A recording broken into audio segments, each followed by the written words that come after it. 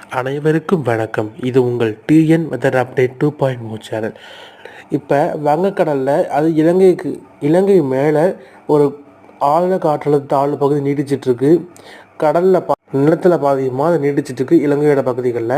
இது வரக்கூடிய மணி நேரங்களில் புயலாக உருவெடுக்கும். புயலாக உருவெடுத்ததுன்னா பயப்பட வேணாம். இது கரையை கடக்கும் பொழுது இது வலு குறைஞ்சி தான் கரையை கடக்கும். சரி, இப்போ நீங்கள் பார்த்துருக்கிறது இசிஎம்எஃப் மாடல் பார்த்துட்ருக்கோம். இப்போ நீங்கள் பார்க்குறது ஜிஎஃப்எஸ் மாடலும் இசிஎம்எஃப் மாடலும் ஒரே மாதிரி தான் காமிக்கிறாங்க. இது நீங்கள் பார்த்துட்டு இருக்கிறது ஐகான் மாடல். கிட்டத்தட்ட 3 மாடலுமே ஒரே மாதிரி தான் காமிச்சிட்ருக்காங்க. சரி வாங்க, இப்போ நம்ம மழை எப்படி இருக்குன்னு பார்ப்போம். மழையானது இலங்கை பக்கத்தில் மிக தீவிரமாகவே பொழிஞ்சிட்ருக்கு. நீங்கள் பார்க்கலாம், இந்த மழை 28ஆம் தேதி வரைக்கும் நீடிக்கணும். அதுக்கு மேலே நீடிக்கும். இந்த மழை இலங்கையை ஃபுல்லாக மழை பெஞ்சு முடிச்சுட்டு அடுத்து டெல்டா மாவட்டம் நோக்கி டெல்டா மாவட்டத்தில் 28ஆம் தேதி நள்ளிரவு வாக்கில் மழையானது பொழிய தொடங்கும்.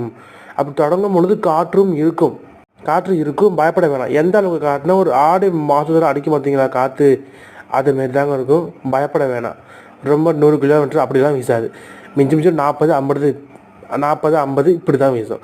இப்போ நீங்கள் பார்த்துட்டு இருக்கிறது அந்த இலங்கை மீதுள்ள ஆழ்ந்த காற்றழுத்த தாழ்வு பகுதியோட வரைபடம் தான் இது. பார்க்குறீங்க இல்லையா, இலங்கையில் எப்படி மழை பெஞ்சிருக்குன்னு பார்க்குறீங்க. இதுதாங்க அந்த தாழ்வு பகுதியோட நிலைமை. எப்படி இருக்குன்னு நாளைக்கு தான் தெரிய வரும். ஆனால் கண்டிப்பாக நாளைக்கு இரவுலேருந்து மழை இருக்கக்கூடும்.